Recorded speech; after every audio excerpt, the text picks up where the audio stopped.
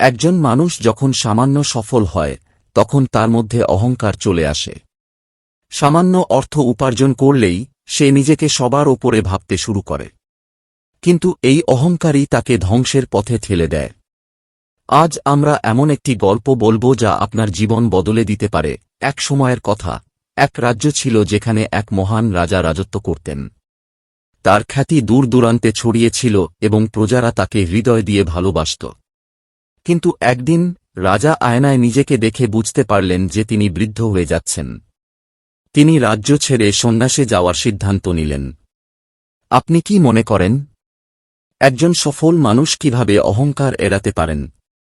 কমেন্টে জানান। পরদিন রাজা ঘোষণা করলেন, আগামীকাল সকালে যে ব্যক্তি রাজ্যের প্রবেশদ্বার দিয়ে প্রথম প্রবেশ করবে তাকেই রাজা বানানো হবে।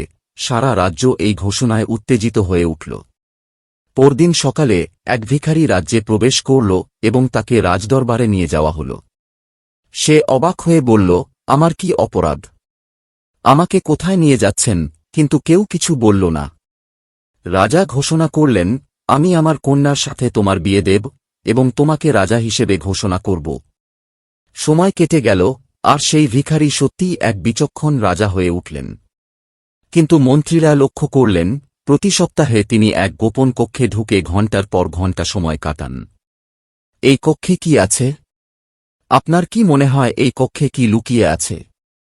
আপনার অনুমান কমেন্টে লিখুন। একদিন মন্ত্রীরা আর ধৈর্য ধরতে পারলেন না এবং রাজার কাছে জানতে চাইলেন। প্রথমে রাজা কিছু বলতে চাননি, কিন্তু রানী যখন খাওয়া দাওয়া বন্ধ করে দিলেন তখন তিনি বললেন, পরের সপ্তাহে আমি সবাইকে সত্য দেখাব। সেই দিন এল। সবাই উত্তেজিতভাবে অপেক্ষা করছিলেন। রাজা দরজা খুললেন এবং বললেন, যাও, দেখো তোমাদের এতদিনের প্রশ্নের উত্তর। সবাই ভিতরে গিয়ে যা দেখল তাতে হতবাক হয়ে গেল। সেই ঘরে ছিল শুধু একটি ফাটা কাপড়।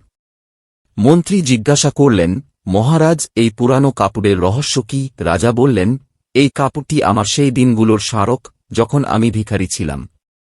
যখনই আমি অহংকার অনুভব করি তখন এই কাপড়টি দেখি আর আমার আসল পরিচয় মনে পড়ে যায়।